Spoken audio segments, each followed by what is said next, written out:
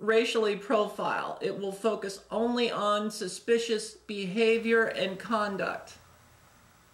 Well, good, I think. But your new law is controversial because, as I understand it, and I'm reading here, it requires law enforcement to detain and investigate anyone they deem suspicious to determine their citizenship status. Now, that involves a heck of a lot of discretion, to say the least. What sort of behavior will law enforcement be looking for exactly? Well, we've done our homework, and here's a few examples of the training our officers are receiving as we speak. Anyone, regardless of skin color, with a, let's say, a bumper sticker that says "Si se puede," you know, driving a 1999 or older model pickup truck with lawn care equipment or fruit in the back, that has a tail light out, we will stop and detain that subject, because that is obviously suspicious behavior in anybody's book. I mean, the bumper sticker clearly says, yes, we can. Si se puede in Spanish means yes, we can. So any officer would naturally then wonder, well, then why didn't you fix the taillight? So, are you kidding me? That's suspicious. That's totally racially profiling. You're only going to be targeting and arresting Hispanic people, and you know it. No, I don't know that. I mean, why do you know that? Wasn't "Yes, we can" President Obama's campaign slogan? I mean, aren't there plenty of white people who drive pickup trucks with their lawn service? You know, don't white people have to speak Spanish just to be able to place an order at McDonald's? You know, so maybe a white person has a "Si se puede" bumper sticker. You know, maybe a Vietnamese has a "Si se puede" bumper sticker. Because, I mean, before, and by the way, Connie, before you get your fruit of the loom in a wad, relax. I mean, they won't be arrested just because of the "Si se puede" bumper sticker and all that. Once we pull them over, we have a few more behaviors that we look for, that our officers are being trained to look for, and they have nothing whatsoever to do with this person's ethnicity or skin color.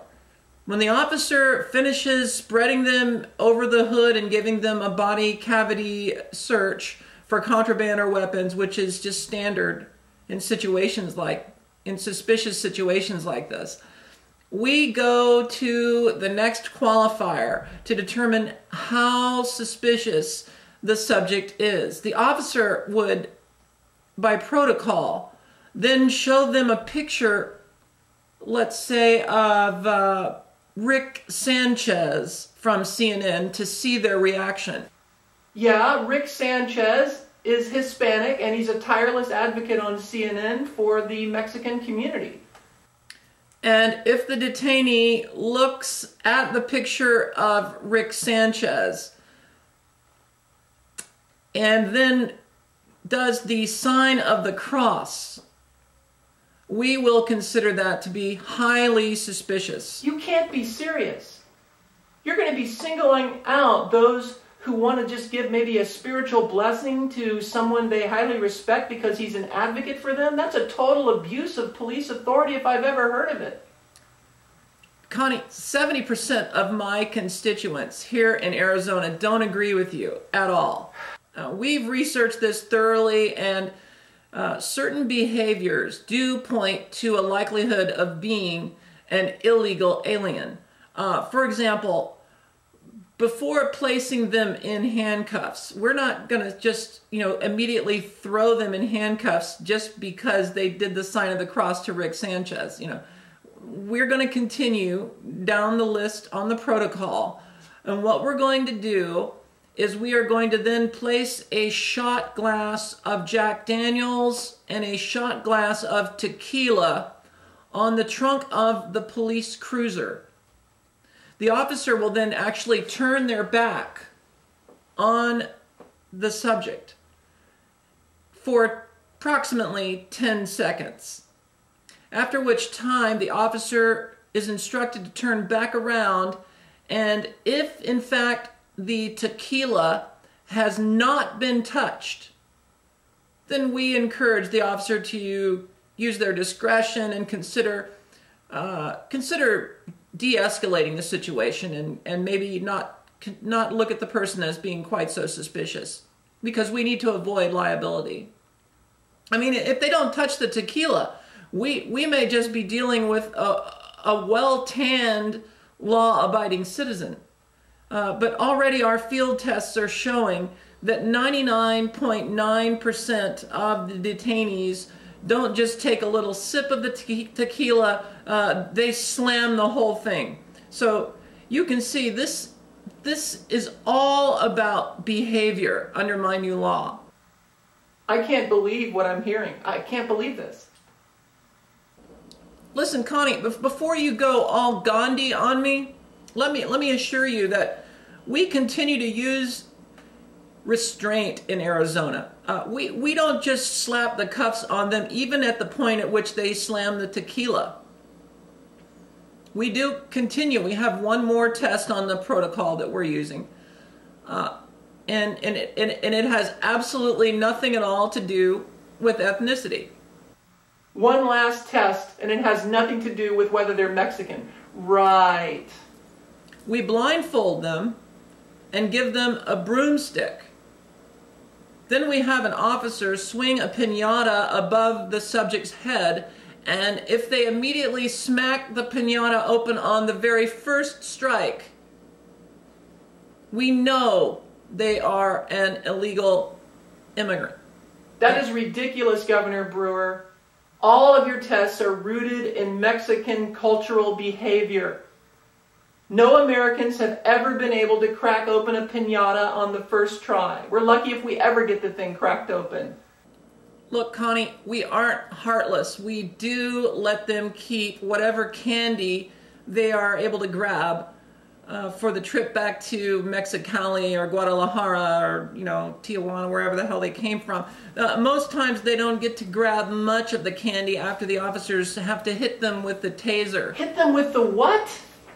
The taser? Are you crazy? You are. The officers have to protect themselves, Connie. I mean, law enforcement's a dangerous job, and the illegal alien now is holding a deadly broomstick in their hand, which they've swung and cracked open a piñata. So it's a dangerous situation. But the police officers gave them the broomstick in the first place under your protocol. Yeah, you're right. It's a catch-22. We are still trying to iron that one out. As you can see, it's a comprehensive test based solely on behavior, and it's a work in progress. But we're pretty happy with it overall. The protocol that our officers are being trained on. I'm sorry, and I have to stop you. Is that a picture of John Lennon and the Statue of Liberty over your shoulder there? Yes. We're inspired in Arizona by John Lennon's music, especially his famous song Imagine, and we're planning to make a new version of it for our state song, a new version of Imagine. If I could just kind of hum a little bit of it for you here. Imagine there's no Mexicans, it's easy if you try. You know what, David? Cut this Arizona teabagger's microphone. I can't take any more of this woman. What an elitist loser. I got a better version for you there, Governor. How about this one? Imagine there's no Republicans. It's easy if you try. And I'm sorry, I'm only kidding about the Republicans thing. I know in general there are plenty of Republicans that don't support a lot of what's going on with the hatred toward illegal immigrants. And it just seems like this issue leans more Republican when it comes to people who support laws like Governor Brewer's. Stay with us, we've got a lot more to come. You're watching The Connie Bryan Show.